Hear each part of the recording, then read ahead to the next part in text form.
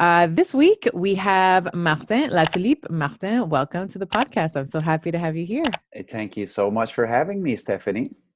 And I have to say, in preparation for this interview, my French skills have gone up a couple notches. I've had my bécherel beside me with my little verb conjugator, consuming some of your content Oh online as my well. God, just the fact that you're dropping the bécherel, this is pretty amazing. Even for myself, it's a tough word in French. So, that's very impressive, but you're very uh, kind, very kind. Yes, like yes, Thank my you. mother And tongue, it's always a great exercise for me to speak in English, so it's fine. So, And it's a rarity too. I mean, I know that you're starting to. I mean, you spoke on the Archangel stage here mhm. in Toronto, and speaking more in English. So it's just a treat for me to be able to interview you today. Thank you so much. Hopefully, it will be a treat for your listeners as well.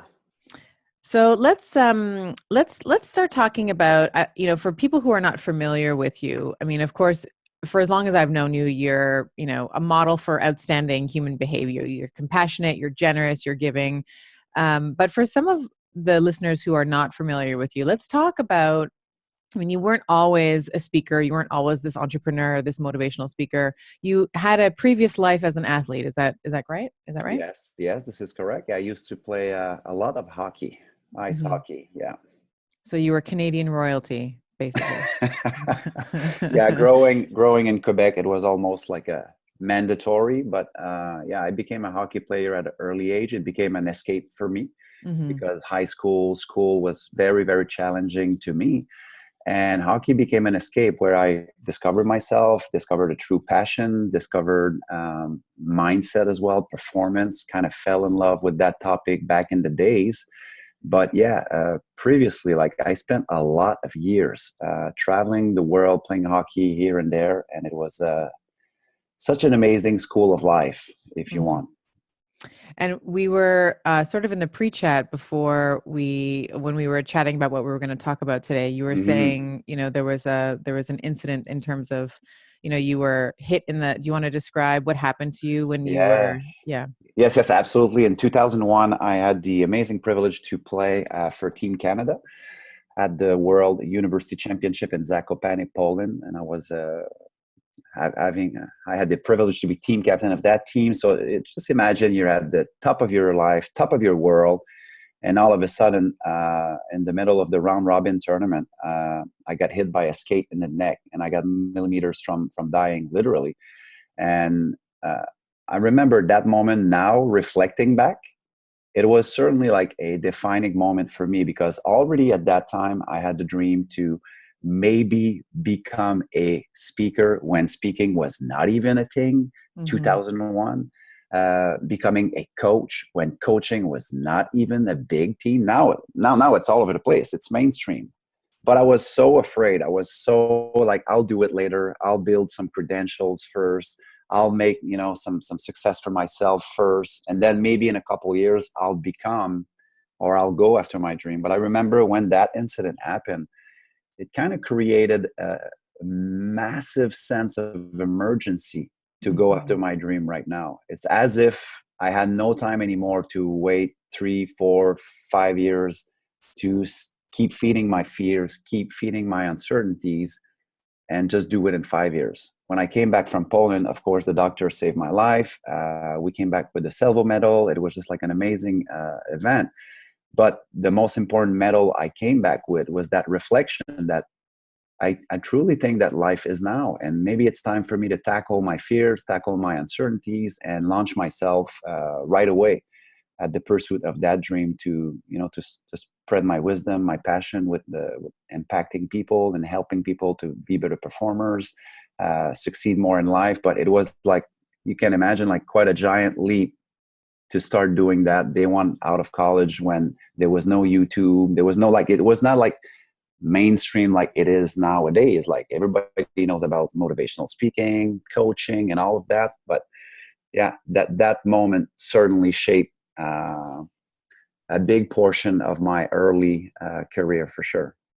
And I want to talk about what the decision was in terms of pivoting from being a world-class hockey player to a speaker, but I just want to just zone in on what you just said, because having a skate slash your neck with, and I'm assuming that it just missed the carotid by a couple millimeters. Mhm. Did you know how, like, in that moment, so when that happened, did you know how bad the cut was? Were you thinking like, is this it?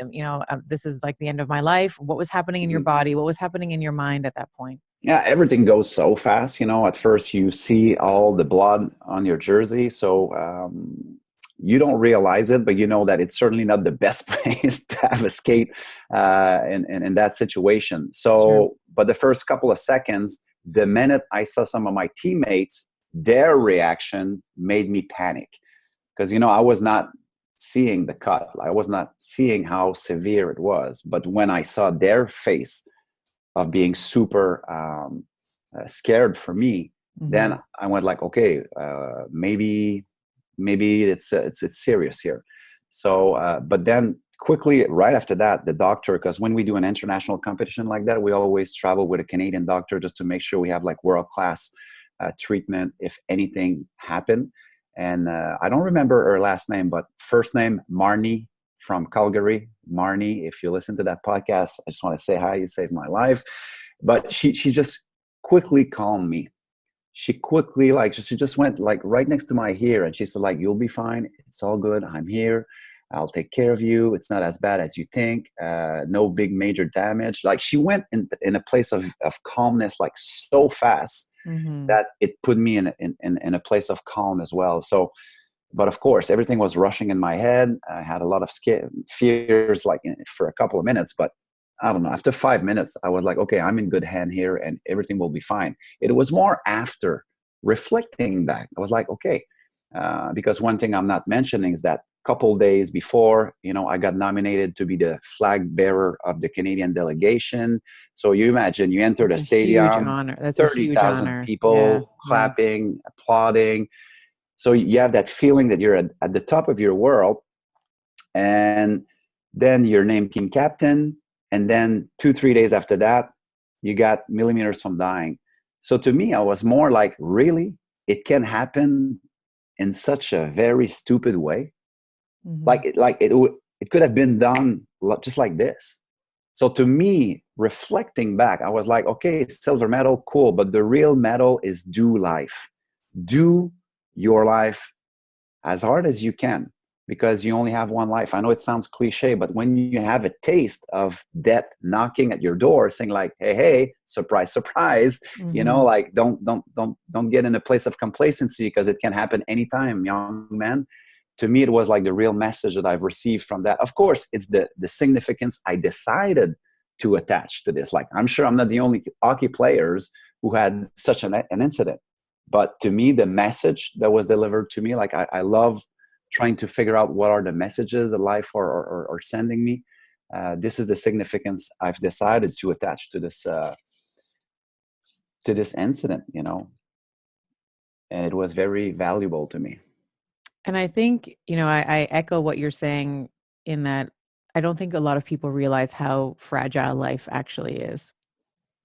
And so that's a wonderful insight. So when you were reflecting in the days afterwards and you were healing, was that the moment, or in those week or two afterwards, that's when you said, okay, I'm not going to continue with this hockey career anymore. I want to do this pivot into what you felt like you were being pulled to do, which was the coaching and the speaking. Is that where that was born? Well, what happened really is that after a couple weeks, when after I came back from Poland, I went to my mentors, Jean-Paul and Michel, because already I had like phenomenal people who were like trying to help me.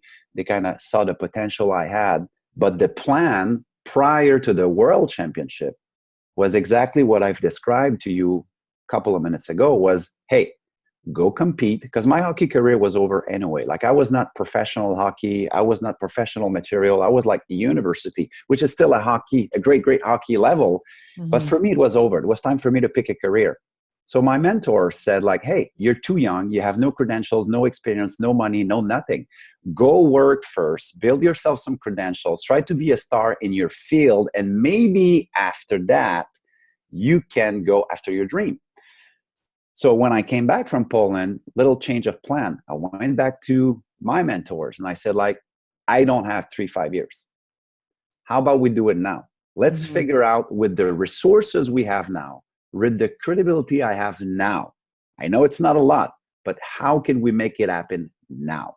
So then we decided to look at different ways to do it from the get go, from day one out of college, and then that's how it all started. Just like the change, we just decided to flip the script of say like, hey, the normal path would be go work first, build credentials and all of that. But how about we go in a different path? Mm-hmm. And I think this is what that incident created the most for me is that, I love the body of work of Dr. Frankl. When he talk about it's not about having the resources, but it's about being resourceful. That very often in life, I know I was there prior to the World Championships. Like I don't have the resources to launch myself now. I don't have that. But then if we flip the script and we ask ourselves like, okay, but with the resources that I have now, what can I do? Right. And to me, it was like a subtle yet powerful difference that helped me make my first steps into that wonderful industry that I've been involved in for the last 20 years. I always, it's interesting as you're telling your story, I'm just thinking about, there was a death and a birth at the same time, right? So you had this catastrophic event and you said, you know what, now is the time. I'm not going to wait any longer and I'm going to move into and I'm going to move towards my dream in whatever capacity it is. So there's almost, the death of this old persona, the jock, the in shape, the guy who's holding the flag bearer. And now you're going to, start at the beginning in a new career. How was So that? What well was that said. like? Yeah. So well said. Yes, absolutely. And to me, the biggest surprise to me of that new birth was to understand that I had to let die so many little aspects of my old self. And it's something that took me a lot of time to understand because I was, like you said, I was a jock, I was a driver, I was a leader, team captain, a lot of confidence from the outside world. Like a lot of people were like, this guy is so confident. But then quickly, in my first couple months as an entrepreneur, day one out of college, I quickly realized that I had a very poor self-esteem. I quickly realized that I was all about validation, outside validation, because I spent most of my life in a micro society telling me, you're good, you're awesome, you're the best. And now people started to reject me, saying, no, you're no Hmm. psychologist. Who do you think you are to be a speaker? Who do you think you are to be an author? And I kind of realized at 23 that I didn't have the mindset to support that. And I started to have some major anxiety crisis. So imagine team captain of Team Canada a year later in a closet anxiety crisis, like you're freaking out. So that's how I discovered at one point that I had maybe to, I don't know if you've seen the movie A Star is Born with Lady Gaga and Yes, I Bradley have. Cooper. I Yeah. had the ugly cry with that movie. Yes, I've seen it. Me too, Yeah. guilty. Absolutely love that movie. But Yeah. in that movie, there's a very powerful song that to me explained the transition that I had to go through, and maybe it will speak to some of your listeners. When Bradley Cooper sings, "Maybe it's time to let the old ways die. Yeah. Maybe it's time to let the old ways die. It takes a lot to change a man. Hell, it takes a lot to try. Maybe it's time to let the old ways die." And the truth is that I was not willing to let the old me die because it was my patterns, it was my story, it was who I was. And it takes a lot of courage to look at yourself in the mirror, especially when you've been, let's say, a high achiever, and realize that, okay, I might be confident, but I have a poor image. I have zero self esteem. And the reason I'm doing anxiety crisis like that is maybe I need to do the lonely work and redefine myself before I build myself. Maybe I need to deconstruct some of the identities that I'm carrying. Maybe I need to be more aware of the patterns and the stories that I'm running in my head. One thing is for sure, I need to let go of some of the stuff that I'm traveling with, because it's not going to help me become the better me, and help me become successful in that career. And it might seem simple for people, but to realize that, it takes a huge dose of humility and vulnerability, especially when you've been recognized and well known all your career to be a Mm-hmm. top performer. It's almost as you're at the top of the mountain, and all of a sudden you're crying, you don't understand, you're nervous, you're doing anxiety crisis, you're focusing way too much on what other people think or will think, and you're totally paralyzed. So I had to deconstruct before I start building myself again. And to me, I know I'm not the first speaker probably to talk about that, but the reason why it's so close to my heart is that every time we want to be successful or we want to be better, just like the name of your podcast, it's as if we want to give ourselves a sense of direction with our life, with the mission, with the purpose. And after that, we want to do like a massive contribution. But it's as if we forget that before direction and contribution, we have a huge work to do of liberation. We need to free ourselves from our fears, our shit, our stuff that are coming from our parents or coaches that I had who told me terrible stuff that I started to believe about myself. So we need to do the inner work. And there's so many layers that we can cover and we can talk about. But to me, that was the transformation. It was like, okay, I went from this guy, but everybody was like, oh, you're going to be successful for sure. But then I went down, start doubting myself. I gained like 52 pounds. I was eating my emotions. It was a mess. And picture this, at the same time, I was traveling all around Canada to do speeches in high schools and colleges to speak about success. Major imposter syndrome. I was like, it was like crazy. Mm-hmm. But by Mm-hmm. letting go and understanding how to deconstruct myself, to rebuild myself, it was to me like such a pivotal point in my career. And I have to thank you for being so open and honest and transparent about that, because I think that we all struggle when there's a major life pivot. So when you're talking, I had something very similar happen this year to me. I closed my clinic in April and I said, you know what, I feel like I'm being called to serve more people rather than the geographic target that the clinic can reach. And there's darkness in that when you have a identity. I'm a chiropractor, I serve people, this is what I do, I'm a functional neurologist, these are the things that I do, and then you don't have that anymore. Mm. There can be confusion and anxiety and worry and all the things that you're describing. So I just wanted to thank you, because I think anybody who's listening now who is either thinking about going through a transition or has gone through a transition and thought that they were crazy. I mean, these Yeah. are all normal emotions, because you are dissolving, there's a death that's happening. There's a death of an identity or a schema that you've had about yourself. Mm. And you have to leave room for that messy, nonlinear birth of something else. And not, and Um, not be and not being judgmental, and not falling in the trap of comparing yourself and judging yourself. I love the fact that you mentioned identity, because I've mentioned earlier that there's so many layers we can cover when we talk about like deconstructing yeah. to reconstruct yourself. But to me, like three major one of them is identity for sure. But the first two for me were, number one, awareness. I was not aware of the patterns I was repeating. I was not aware of the crazy stories, limiting stories I was carrying in my life, whether it was from uh, me being really bad and challenged at school, whether it was like some coaches that I had who told me stuff that were really rude back in the days, but it kind of became my story. So I was not aware. So first step, like if you have to deconstruct, look at yourself in the mirror and do that inner work, that lonely work, that say like, am I aware Mm-hmm. of the patterns I'm repeating?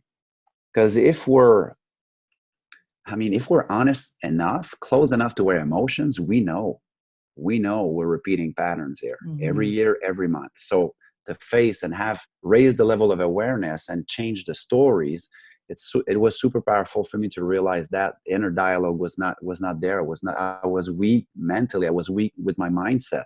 Nothing wrong with that. Like, I'm not being judgmental with myself, but it was like I was not at a level of mental toughness that I have now. I had to do the work. Second thing we see a lot is the belief. My set of beliefs were not there. Like just doing an interview like with you, like I'm doing today, like 15 years ago, 10 years ago, like, to me, impossible, because I didn't believe that I was worth it. I didn't believe I had anything to say. Like, that level of belief was not sharp enough Mm-hmm. to. So yeah, awareness, belief, identity, this is powerful stuff to me. That it was totally transformational to do some work in that arena. So let's, if you're willing and if you're game, let's talk about those three. So we have awareness, belief, and identity. So in your transformation and in your rebirth or reconstruction, what was the awareness and what were some of the stories that you identified? And because I always talk about beliefs and how those drive our behaviors. Absolutely. So Yeah. I actually love awareness as the first step, because I will often jump to what are your belief systems, and let's examine about how those are driving behaviors. But becoming aware of the narrative, Yeah. becoming aware of the stories that have been implanted in you from, mother, I always call, mothers, fathers, teachers, preachers, my Yes. little Yes. Yes. jingle. Um, what were some of the things that you picked up in terms of your awareness and your belief structure that you had to deconstruct and let Yeah. go of?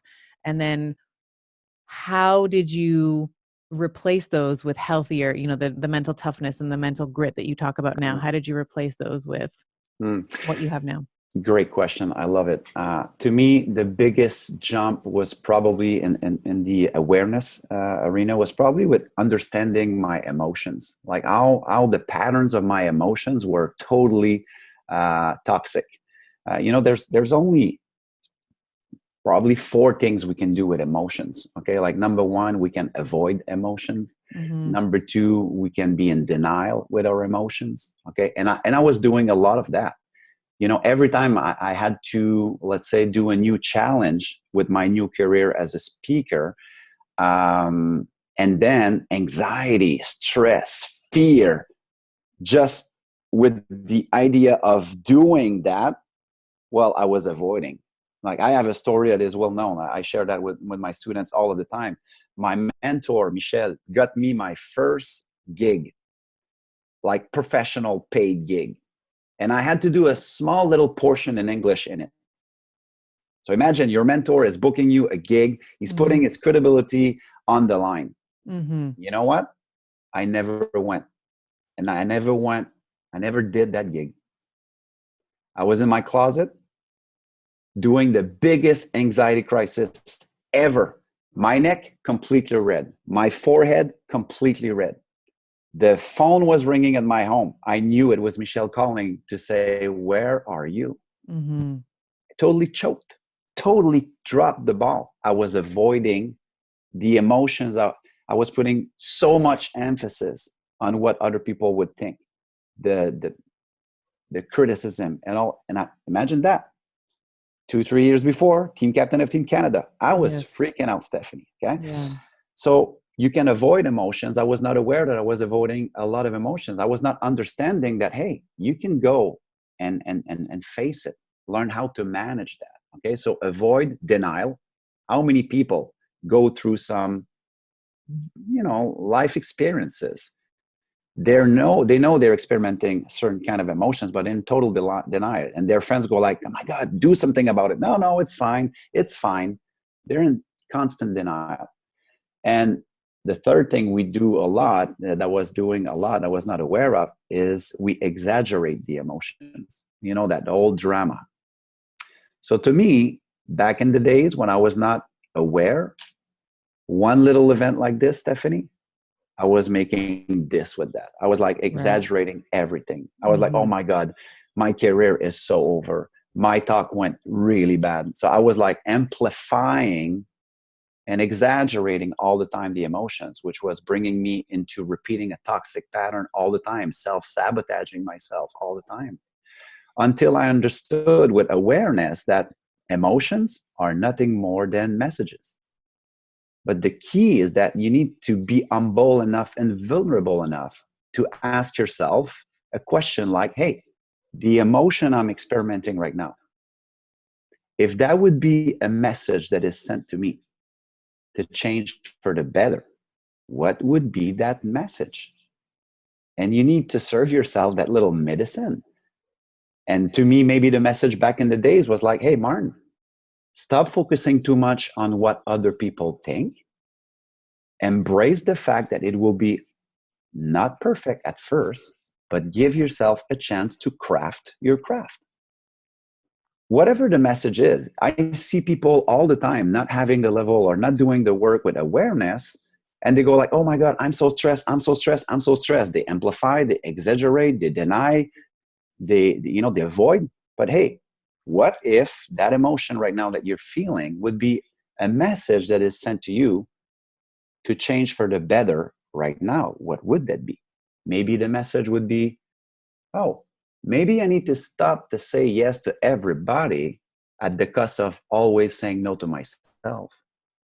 Then maybe you would become better at managing, Yeah. at deconstructing the patterns that you're repeating, because those emotions becomes stories, you know? So it's like, oh, for me, it's always been like that. I remember a couple years ago, my ex-boyfriend or my mom or my dad, hey, how often have you repeated that story?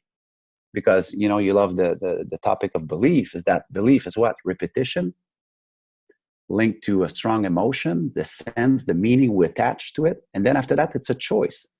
Because if you decide not to associate another belief to the story you're sharing, it becomes a choice. You keep repeating that story, you keep having that feeling in regards to that story, then it becomes a habit, it becomes like really ingrained into your brain.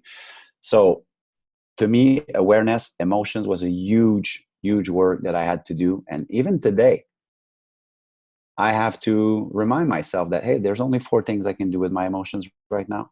Am I denying something? Am I avoiding something? Am I exaggerating what's going on right now? Or what's the true message? And how can I transform that message to change for the better?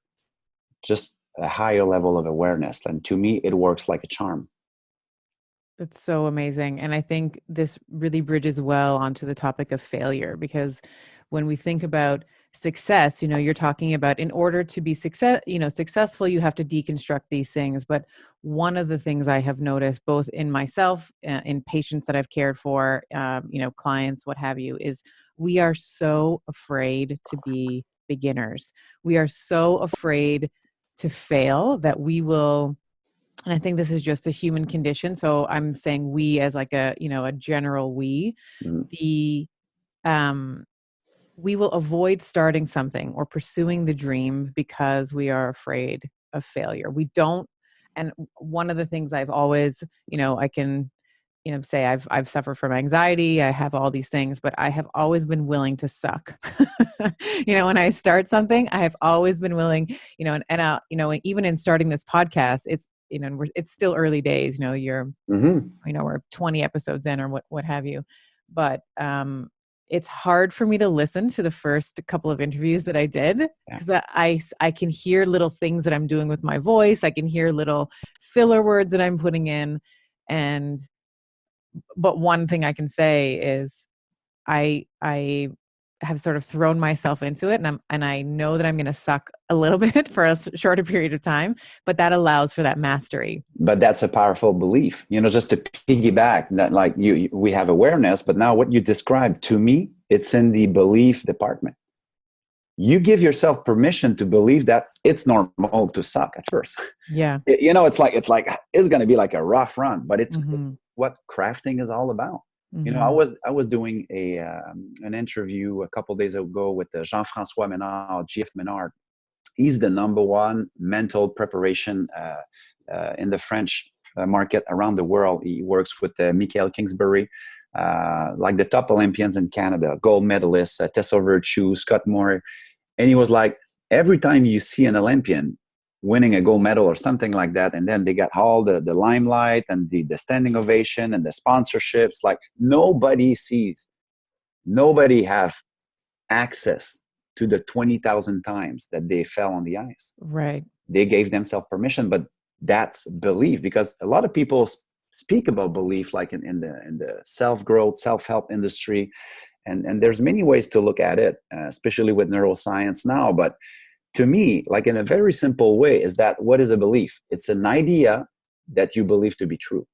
But the tricky thing is that the moment you believe it to be true, your brain will do everything to validate and conform to that idea. And that is the tricky part. And to me, back in the days, I was not up to date with that kind of software, because my belief about failure, it was a fatality.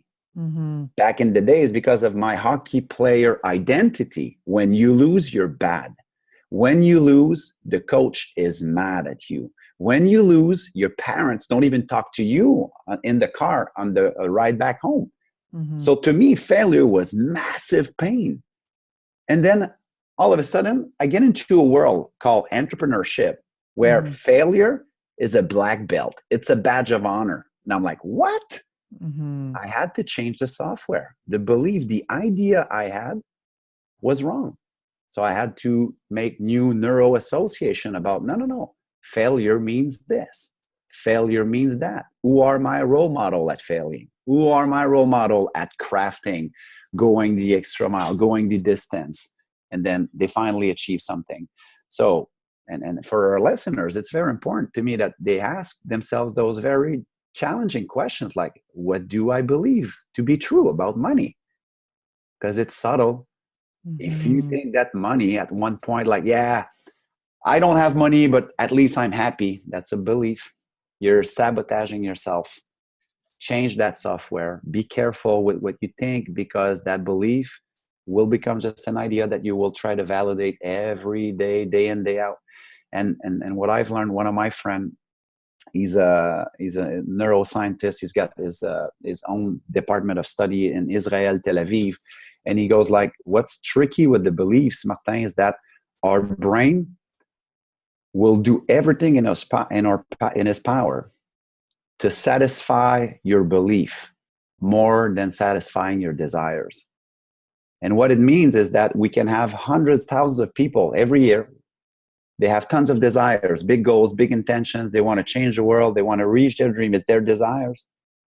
But if they don't challenge the belief, regardless what they desire, the brain will try to validate the beliefs all the time. So that's why we have people running on a treadmill of their dream. In my humble opinion, is that they want a sense of direction, they want to do a contribution, but they don't do the liberation, the deconstruct yourself, do the lonely work. It's fun to do.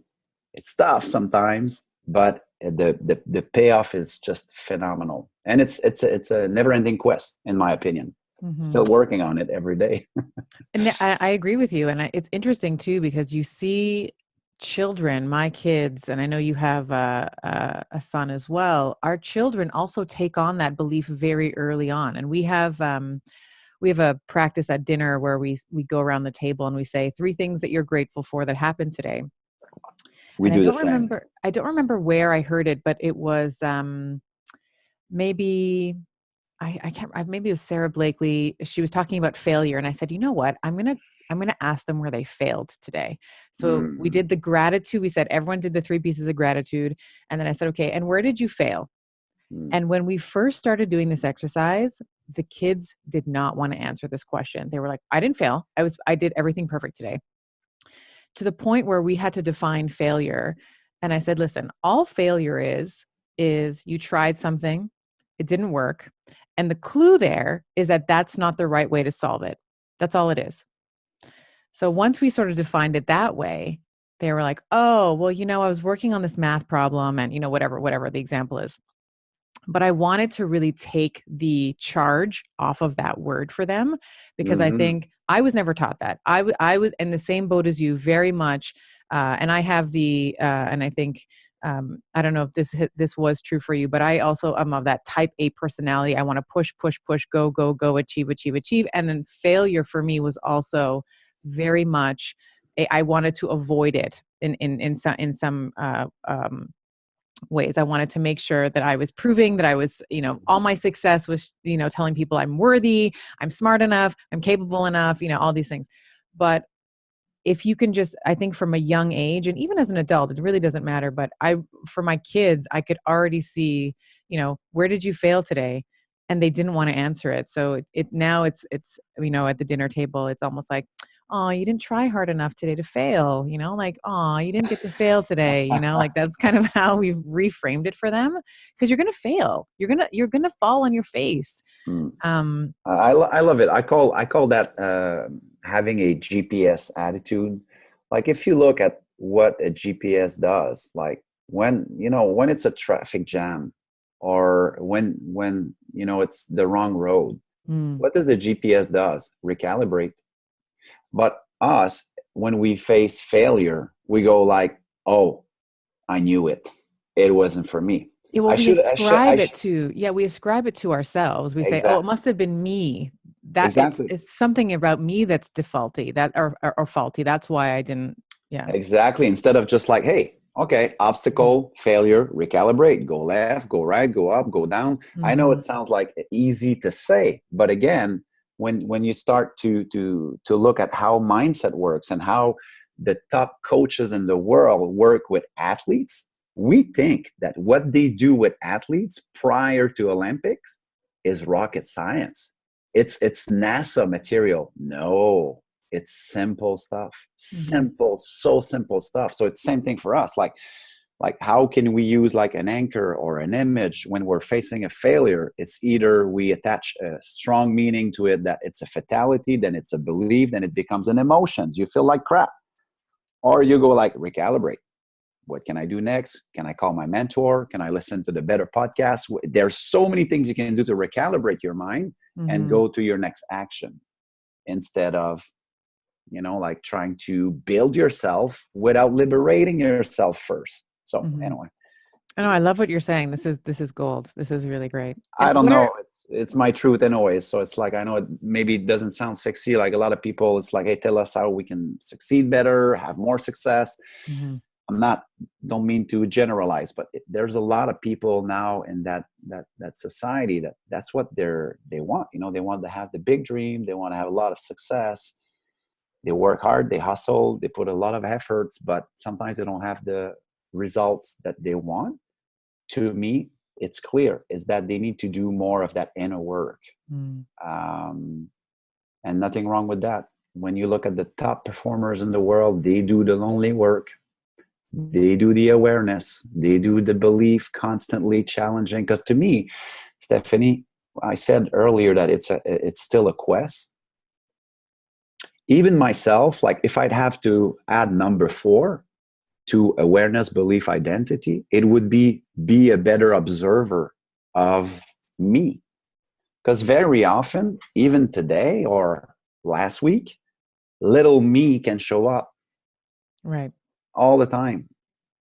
My uncertain, my scared, and if I'm not in my awareness, like, okay, hold on, what is that emotion right now? Like, am I going to avoid it or deny it or amplify it or just like treat it?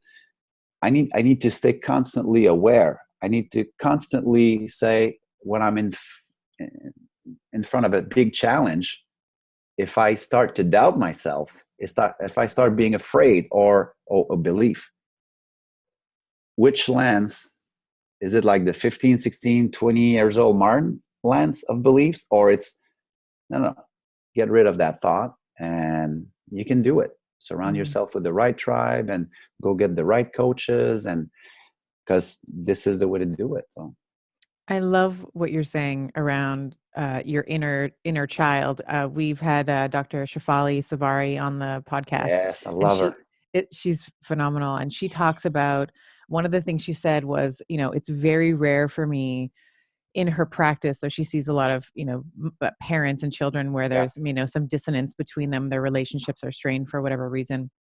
And she said, it's very rare for me to find an adult who doesn't have the emotional maturity past 8 or 9 years old. So one of the first things that she does is she teaches the parent, just like you're saying, like this awareness of the, the stories that you're telling yourself or that you are now imposing on your child, and then the belief and the identity that you ascribe to it. And I think this idea of being a good parent to yourself, because, I have little Steffi who's scared and needs to feel protected and safe. And then I have Yeah. grown up Stephanie, self actualized Stephanie, who is Hmm. strong and powerful and channels Wonder Woman and, all these things. But you have to be on to your, like you said something really powerful, where you said you have to be aware of who's talking. Yeah. Is it baby Martin? Is it adult Martin? Is it baby Steffi who's talking? That's just the name I call my inner child. Baby I love it. Steffi. Baby Steffi. Baby Steffi, who's scared, like, and she's scared. And then when she's scared, then that can act as a trigger. And then all the beliefs, like all those older beliefs that used to Get that. work for you, Yeah, they used to work for you at a absolutely. time to keep you Absolutely. safe, to keep, Yeah. they, I love that. I mean, it's yeah. If I'd have to say like one thing that totally transformed my life, it's probably what we've been talking about in the last 30 minutes. mm-hmm, Like to have the humility to let go of some of my layers, and mm-hmm, because I was on a toxic path, trust me.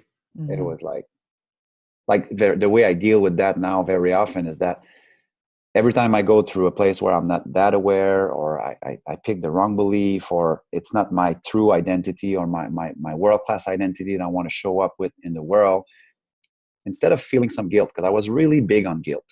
And usually guilt, my next action after guilt will be self-sabotaging myself, going for the bad foods, going for the bad actions, bad choices, bad habits. mm-hmm. The trigger was guilt very often. Oh, you failed yourself again, Martin. The little me started to talk to me, right? Yeah. So very often, I'm like, instead, I'm like very careful with my thought, and I will very often say something like, "Oh, the old me. I recognize you. I just Mm-hmm. acknowledge, like, hey, I know who you are. Yeah. No problem. You're Mm-hmm. welcome. I know you live in my body. You made me who I am now. Also, Mm-hmm. but the new me, and I play with the old me and the new me. It's just like a more, for me, it's a more vigilant. Is it a word in English? Yes. Yep. Yeah, more vigilant way to treat myself, because in the past, because of my performance background with sport, it was all about all or nothing. Mm-hmm. That type of thinking. Say like, oh yeah, in the past, no, I was very hard on me. So now that kind of way to deal with it is like, hey, I recognize you. Hello, fear. How are you? All Hey, right. buddy. Hello, darkness, my friend.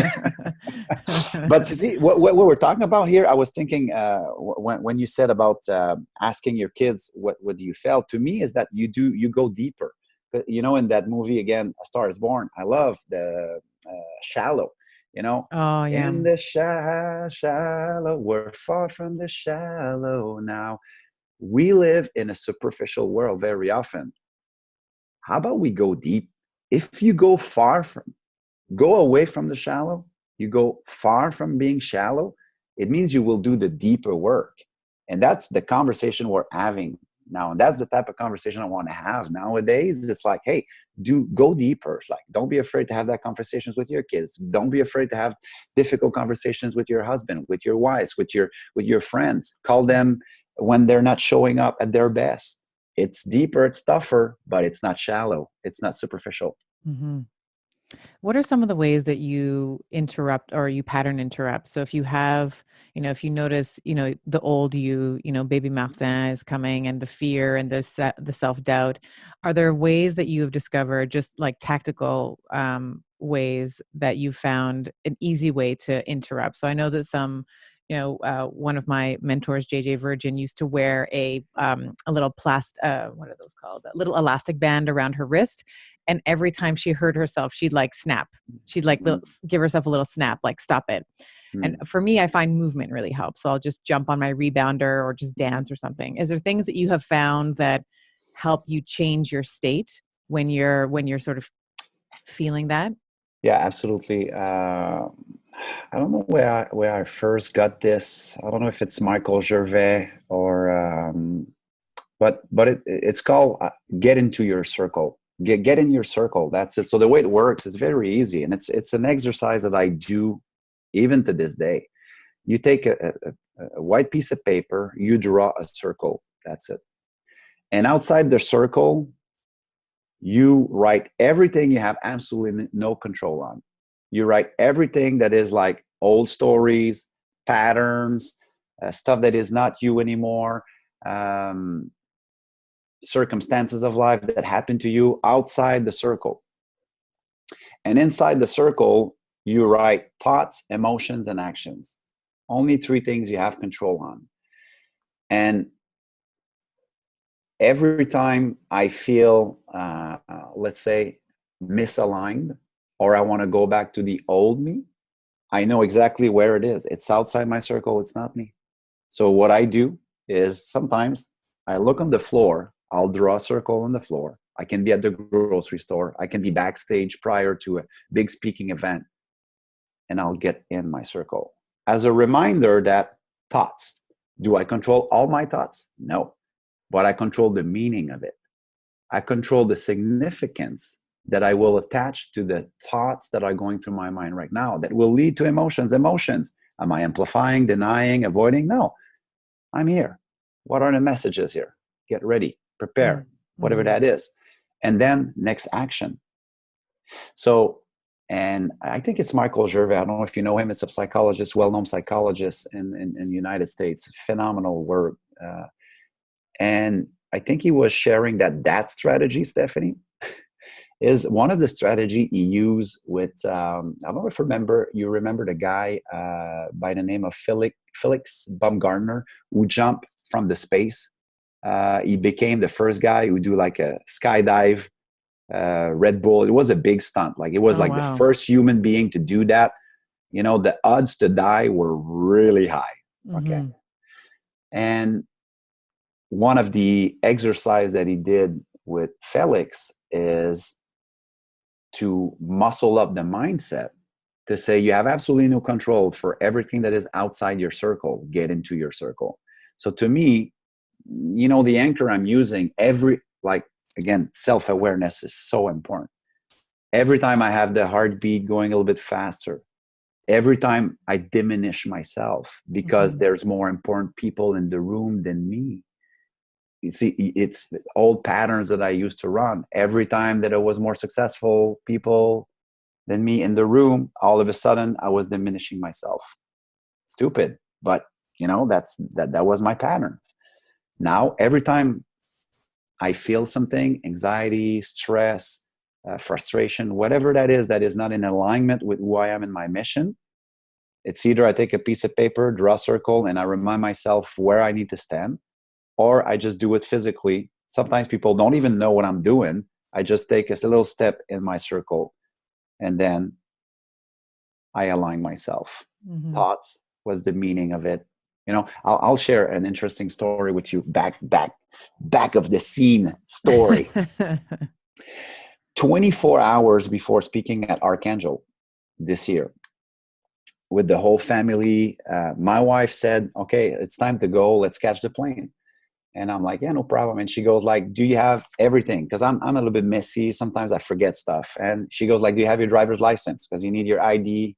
And I realized I don't have my driver's license. Look for the driver's license everywhere in the house. Don't find the driver's license. My wife goes like, "Take your passport." Can't find the passport, Stephanie. Can't find it.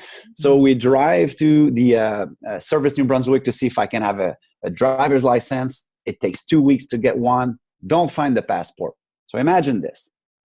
Already in my head, it was quite a homework to work on my mindset to get on that stage, you know, mother tongue being French, presenting downtown Toronto. It was a big thing for me. But the minute I don't find my passport, the minute I don't find my driver's license, the old me, 100% would have gone, "Oh, I knew it." It's a sign that I don't belong. It's a sign that I'm not supposed to be there. I don't deserve it. I'm not. But the new me understands that, hey, the fact that you lost your passport just because you're not organized the fact that you don't find your ID is just because you're a little bit messy in that department. Right. But it has absolutely nothing to do with this. With your worth. Get in your circle. Stay Mm-hmm. focused. Stay in your circle. So that, and I've used many other little things like that are super useful. But one is get in my circle. I love that. I think the idea of settling into your body and reframing what the thoughts and the emotions are telling you is so powerful. I had one of the interviews I did this year, Dr. David Sinclair. He's, been a hero of mine forever. He agreed to come on the podcast. I was so beside myself. I was so excited that I had the opportunity. He's a Harvard geneticist. He's had all this research published, so he's like, for me, it's like I get to go on this geeky magic carpet ride with him. So I, of course, like prepared. And right before we were supposed to get on the interview, I was saying to Giovanni, I said, "Oh my God, I'm so nervous. Like, I can't believe that I'm going to get to talk to this guy." And he said, No, you're not nervous. You're excited.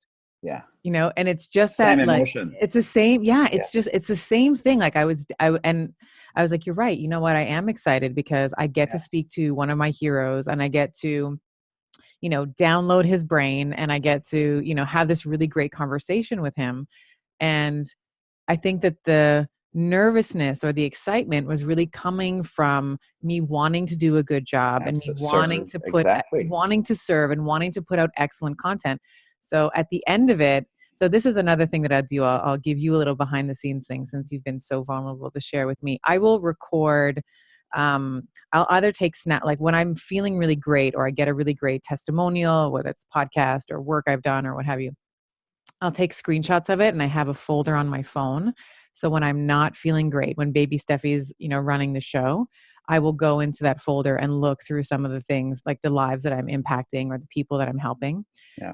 And the other thing that I'll do is sometimes I will record myself in terms of when I'm feeling joy. So after that interview, he said, and this isn't published anywhere, I'm just sharing it with, I guess it'll be shared now on the podcast because I'm going to tell you, but he said, I've been on all the big, like I've been on Rich Roll, I've been on Joe Rogan. He said, this was the best interview I've ever done. Wow. So it's my hero. I have 37, I didn't tell him this, but I had like 37 pages of notes, like on all of his research and stuff. So I came upstairs after the podcast, and I was feeling so much joy, and recorded myself in terms of how, like, that elated feeling, because as you were saying, emotions are, they're transient. And it's a nice reminder when you are feeling low to remember all the good things that you're doing. Absolutely, 100%. Because in the world of performance, this is clear that we never say be always positive. Yeah, no. It's like be positive at the right moment. Yeah. It's like what you're saying is like prior to that interview, I was no, this is the right moment now.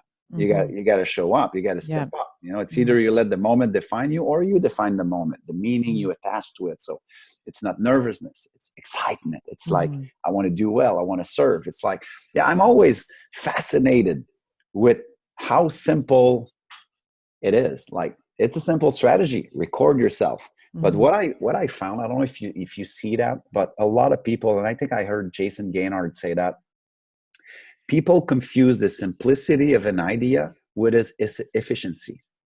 Ooh, that's good. That's a very big one. Yeah, that's because great. People will listen at this and they go like, oh, this is simple. Can't have that much of an impact on my life. This is where you're wrong. Simple things applied on a long period of time.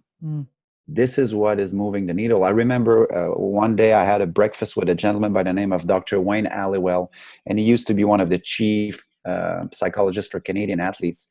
And he shared with me one of the most beautiful story and simplest way to recalibrate your mind that they're using with the Canadian team. They call the strategy keyword. Simple is that when you train, when you compete, you pick a keyword that is meaningful to you, that every time that your mind goes, because what he was explaining to me is that the mind of a top performer is always in 3 times. Number 1, in the past. Have I trained well? Have I done the right thing? Should I have done this? Should I have said this? It's in the past. And very often when we're in the past, when you go to bed, the minute your head touch the pillow, you start thinking, you start having little meetings about what happened yesterday, last week, and it's not good for performance. It's Mm-hmm. good to reflect on the past as long as it's a place of reference and not a place of residence. But a lot of people stay in, it's a place of residence. This is where they'll spend most of their life, in the past, what happened in the past. And the other place a performer will spend a lot of time is in the future, which creates anxiety. Like, will I succeed? Will I win a medal? What if I disappoint people? What the journalists will say? And he said, like, very often we're bombarded from the past and from the future, and the only true performance happen in the present. Mm. So it's a reminder for the Canadian athletes to say, like, hey, when your mind is bombarded either in the past or in the future, recalibrate with a keyword to remind yourself that now this is what matters and I need to perform. It's not time to evaluate my performance. It's not time to judge, to think about my past performance or what's going to happen. It's time to perform. And I was listening at him, Stephanie, and I said, really? That's what you do with athletes? And I said, does it work? And he said, listen to this. And I don't know if you remember that or you will remember that, but in 2010, we had an Olympian in Canada by the name of Joanie Rochette. She was a figure skater. Yes. Vancouver Yes. Olympic. Mm-hmm. 48 hours before she stepped on the ice, she lost her best friend, her number one fan, her mom, due to a heart attack. And so let's just imagine the mess. She's about to hit the biggest stage in the world, Yeah. but she has to go to the hospital to honor her mom one last time. Yes. So there was a lot of tears involved, and Dr. Halliwell is there as the chief psychologist. And then he said, here's how powerful it is, Martin. On the way back from the hospital to the arena, where hundreds of journalists were waiting for Joanie Rochette to see if she was going to perform. Mm-hmm. I look at Joanie Rochette because she knew about the keyword strategy.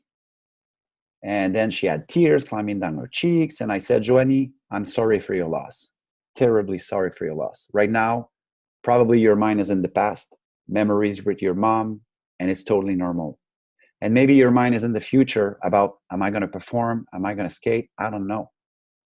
But it's counterproductive right now. And I'm going to ask you only one question just to recalibrate your mind in the present moment. What would be your keyword right now? In a cab, Joanie Rochette, teary eyes, she looked at Dr. Halliwell and she said, stand tall. As far as I can remember, I was 3. And I can remember my mom screaming at me, you stand tall, my girl, you can do this. You stand tall. That was the big word from my mom, stand tall. Stand tall will be my keyword. And Dr. Halliwell said, like, perfect. We'll arrive at the arena, and I just want you to go in the locker room, dress up, and while you will lace your skate, I want you to be present. What do you feel? When you'll step out on the ice, listen at the blade sliding on the ice, the breeze of the little wind touching your face while you skate. And every time your mind goes in the past or in the future, recalibrate with stand tall. She did just that. A couple of hours later, she did a press conference. She announced that she would perform. And 2 days later, she won bronze medal, and the rest is history. Mm-hmm. I was listening to that guy and I was like, seriously? Keyword? But see, people confuse the simplicity of an idea with its efficiency. Yes. And I see that all the time. And then when you look at our society, the keyword strategy is used all over the place. Just do it. Boston strong. Mm-hmm. Je suis Paris. When we have big tragedy and we need to really have like a world-class mindset, we use the keyword. But on our day-to-day reality, sometimes as a solo, traveler, entrepreneur, performer, we forget that, hey, what's your keyword? Like for me, like a strong keyword is legacy. When I worry about stuff that doesn't really matter, I'm like, hey, you have an opportunity to build your legacy while you're alive. Just do it. Legacy. That word is so powerful to me. Mm-hmm. So another strategy, the keyword. That's so great. And people, to your point around efficiency, in order to come up with a simple strategy like figure out your keyword to center yourself, you Mm. have to go through things that are very complex. When you think about E equals MC squared, Mm. very simple, Yeah. but it wasn't easy to get to that. So, this is something I like to call far side, like 1 + 1 = 2 is like, near side simplicity, very simple, not a lot of thought into it. But E equals MC squared, or keyword to attune yourself, there's been a lot of refinement in that strategy. So I love that, because simplicity is often so elegant. To Yeah. get to that elegance, you have to, cut off the excess fat, so to speak. Yeah. Yeah. Even though I love fat, nutrition wise, but from Yes, yes, yes. I've learned that from you. I've learned that from actually. By learning to love fat, I lost a lot of fat. That's interesting. yeah, yeah, The good yeah. fat, The I good should fat, say. you got it. Yeah. I also wanted to, with the time that we have, I also want to talk about your philosophy on generosity. You Mm. spoke about this at the Archangel Summit. You had a whole framework, the gray zone, the Yeah. go zone, the ROG. Yeah. And I think, and just because I have insight, Archangel Summit, for the listeners who are listening, my partner Giovanni runs Archangel Summit. 3,000 entrepreneurs come to Toronto every year, and we have a big, personal and business development event. And when we look at the post surveys, so we will send surveys out to say, who is your favorite speaker, Mm. and why. Of course, we have the big names. There's the Of Seth course. Godins and there's the Lisa Nichols and all that. You were by far one of the favorite speakers. You and Todd Herman were also, really high up there in terms of the value that the participants got. They loved Mm. your framework on generosity. So Mm. I thought it might be a great opportunity for you to share that with the listeners on Better, in terms of why you think generosity is something that is a means or a proxy to create prosperity in your life. Mm. That's a very good question, and it's a topic that is really close to my heart.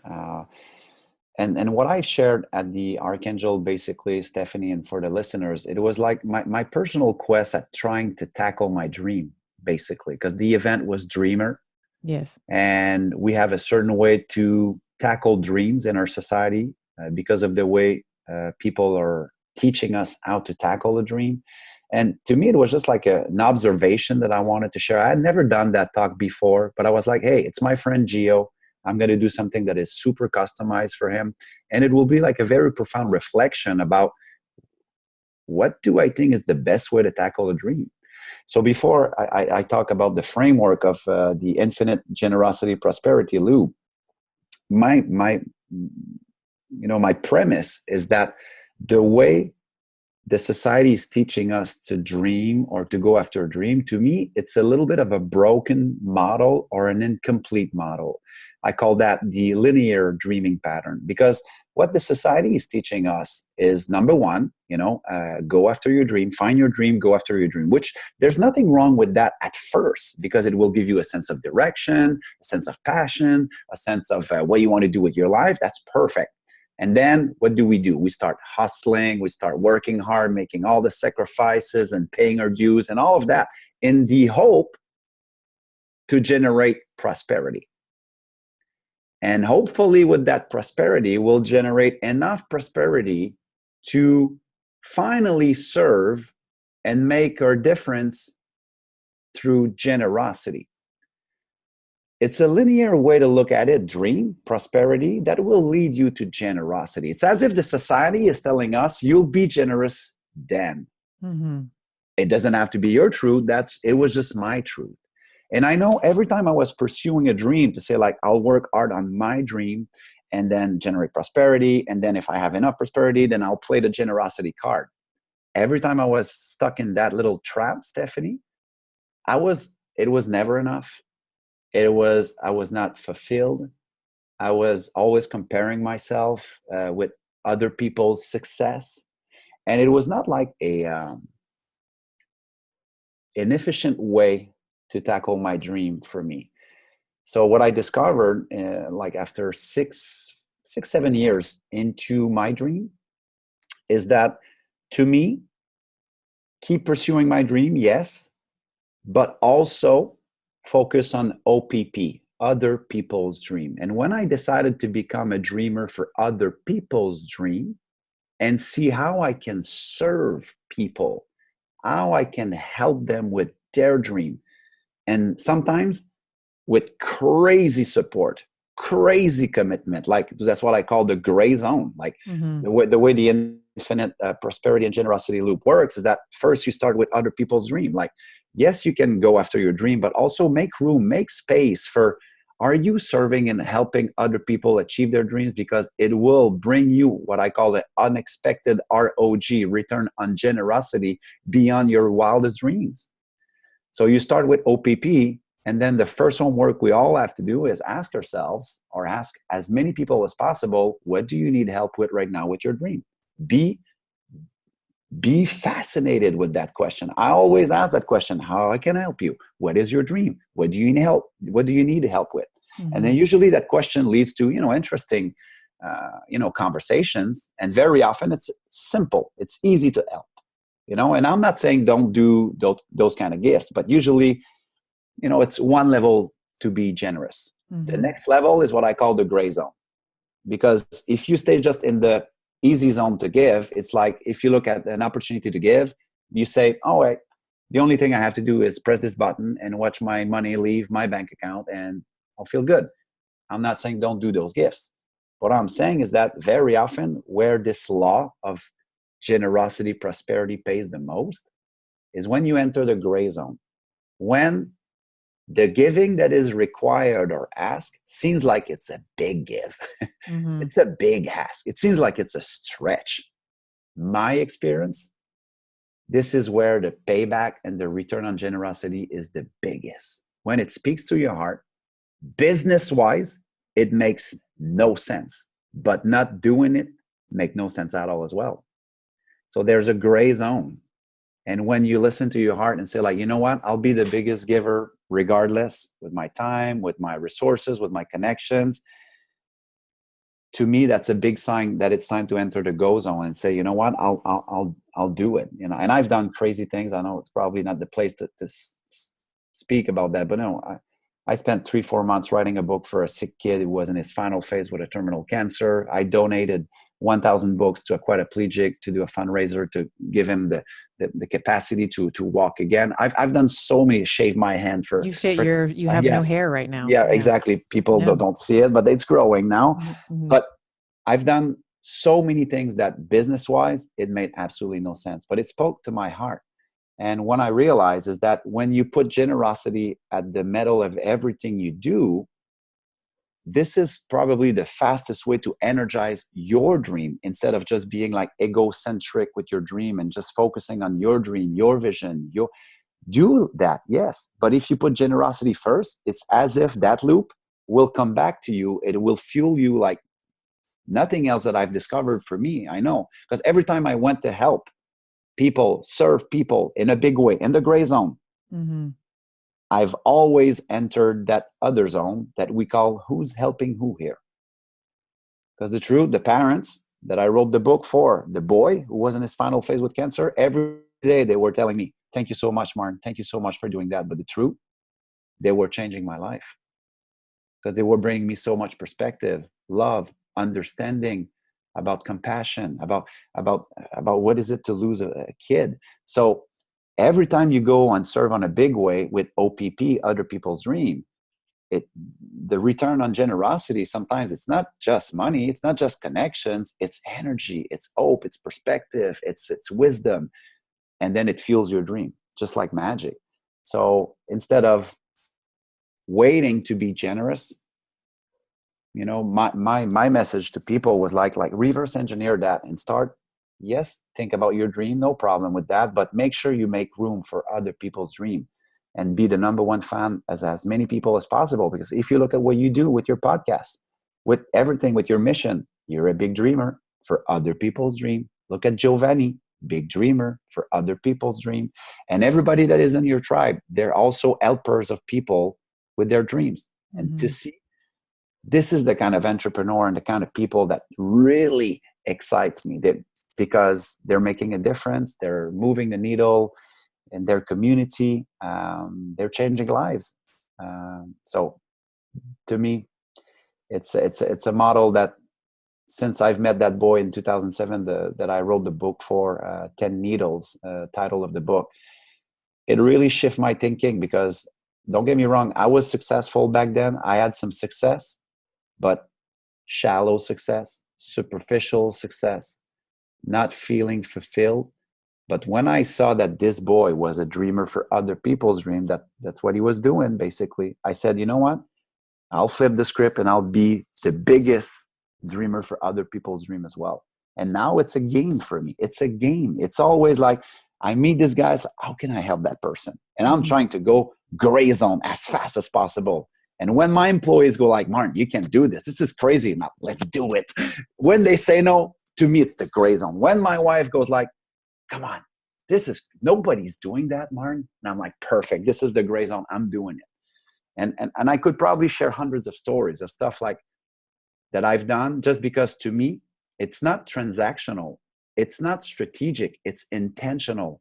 It brings me so much joy and happiness to run my life this way, because I know that generosity is prosperity in so many ways, shape, or form. It will come back to you 10x, 20x. So I believe people can play bigger in the arena of generosity, 100%.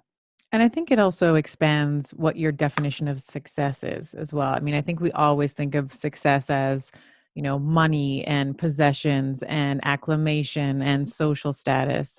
And when you are able to influence, the family that you were saying, the book that you wrote, 10 Needles Mm-hmm. for the son who is in terminal stage cancer, I think that it's not only a personal development quest, but you gain things like empathy and perspective and self-compassion, and you are much more grateful for the things that you have. I think that that is also successful as well.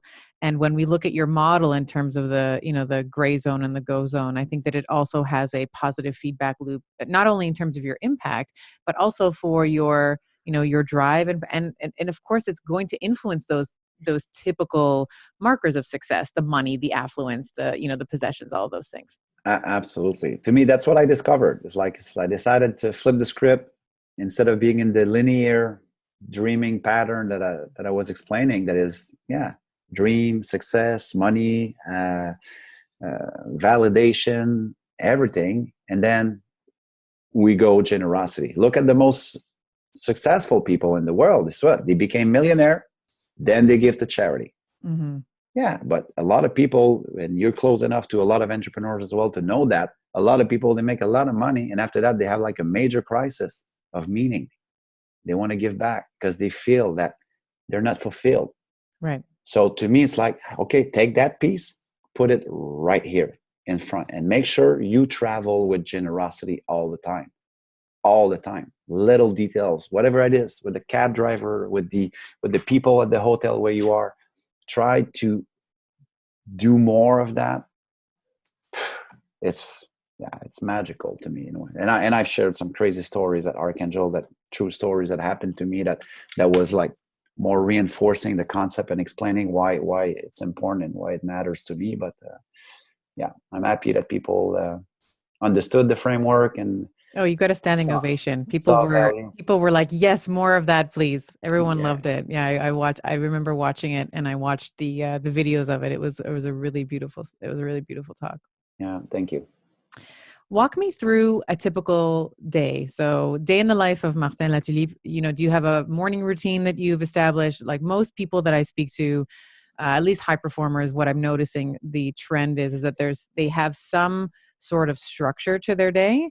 I'm wondering if that's something that you have developed as well. If there's a morning routine, if there's during the day any rituals or rhythms that you have, any evening routine, whether it's family or personal development. What does that look like for you? Mm-hmm. I don't know where I got that from, but I work with what we call like epic day. Like I'm trying, like I'm really intentional. I did that work, I think like 7 or 8 years ago. So like, what are the ingredients that makes me really happy? That first question, like before I even think about rituals, what needs to happen for Martin to be happy, to be alive, to vibrate, to be in alignment, to move my business as well? Like, Right. so I have a bunch of ingredients, and with the family, with the kids, with the hockey tournament, I can't say that I'm like very rigid on rituals, or, but I'm trying to make sure that those ingredients are on my schedule. I want to make sure that, let's say, exercise. For years and years and years, it was like, you know what? Like, I want to exercise. Not in my calendar, not in the agenda.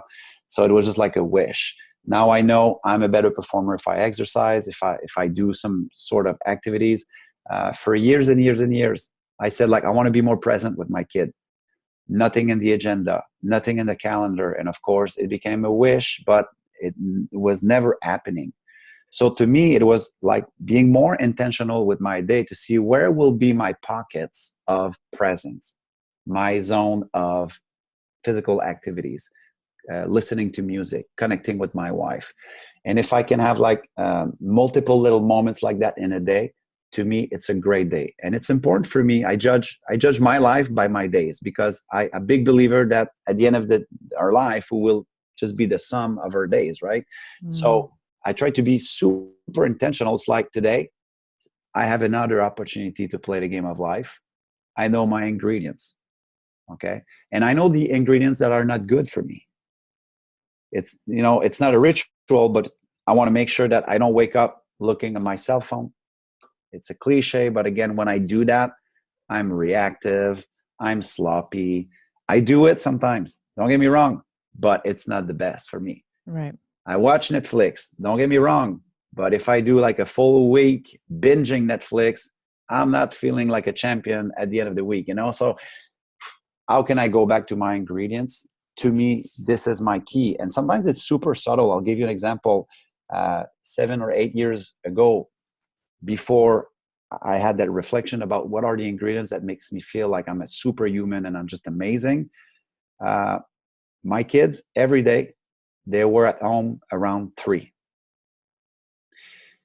And every day for years, every time they were getting in the house, what they were seeing was a busy dad on the phone, returning email, and me justifying to my kids back in the days, right? 5, 6, 7, like, hey, daddy's on the phone right now. I'll be with you in a minute. Yes, daddy loves you. Or, yeah, daddy just finished that little email. I'll be with you in a minute. No problem. Mm-hmm. And every day for a solid year or two, Stephanie, I was feeling like a solid loser, not aware, not having that level of awareness. Are you aware of that pattern you're repeating? Again, we go back to that awareness. Right. I had to deconstruct that part of me, being aware. So then I kind of realized how stupid it was. And I was like, okay, I know they finish at 3. I know they're at home at 3. And now every time I settle my alarm clock at 2:55, alarm clock goes on, stop everything. My assistant knows now that we don't book anything in that little window of time unless I'm traveling or I'm on the road. But if I'm home, we don't, everything finishes at 2:55. And then I go, I say hi, I welcome my kids. And you know what? And this is how subtle that is, Stephanie. Sometimes it goes for 15 seconds. They go like, okay, I'll go to Xavier, I'll go to Chanel. It was only 15 seconds, but that 15 seconds to me means the world, because I'm no loser anymore with my ingredients that makes me feel like I'm a great dad. Mm-hmm. So again, it's not always being present. It's not always being positive, but do it where it matters to you. So no specific routine. Like right now I'm training for a triathlon, so it's really hard. So I train a lot. Like I have a lot of physical activities right now in Dude, my I have world. seen your numbers. They are impressive. Your times for your biking and your running, like, well done, sir. I don't feel like they're impressive right now, but Oh it's man. yeah, it's just like it's fun. So right now, like yeah, for me, it's more ingredients. Like I need to Yeah. connect with my loved ones. Like I have coaches, mentors, positive people, music, listening to podcasts like your podcast. Love your podcast. Like every interviews you've done.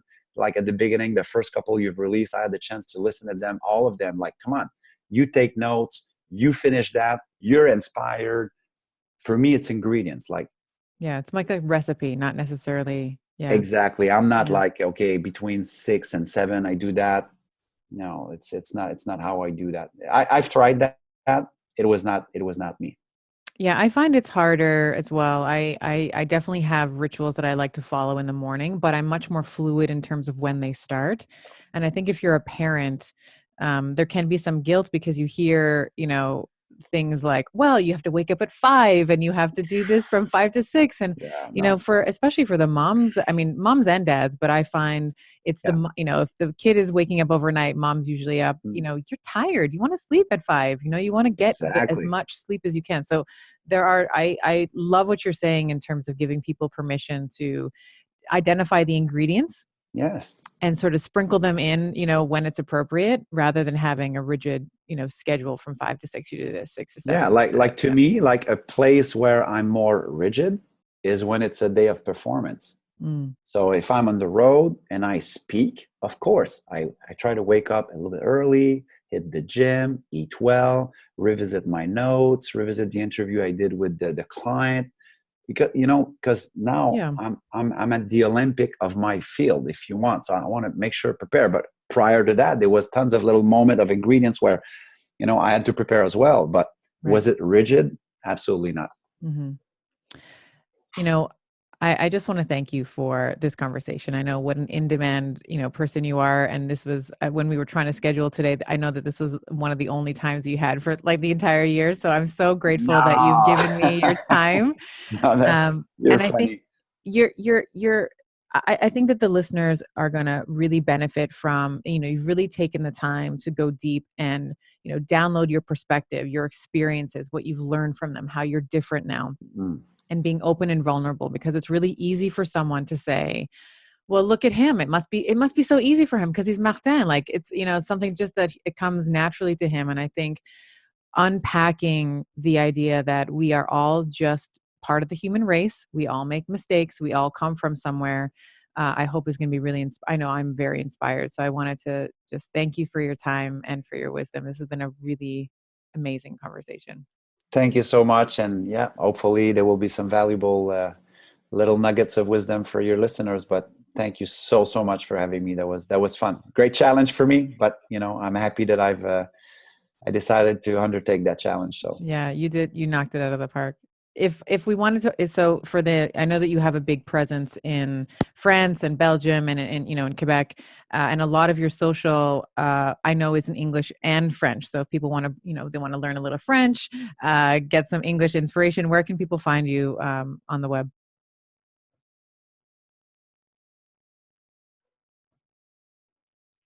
Martin, I can't hear you right now.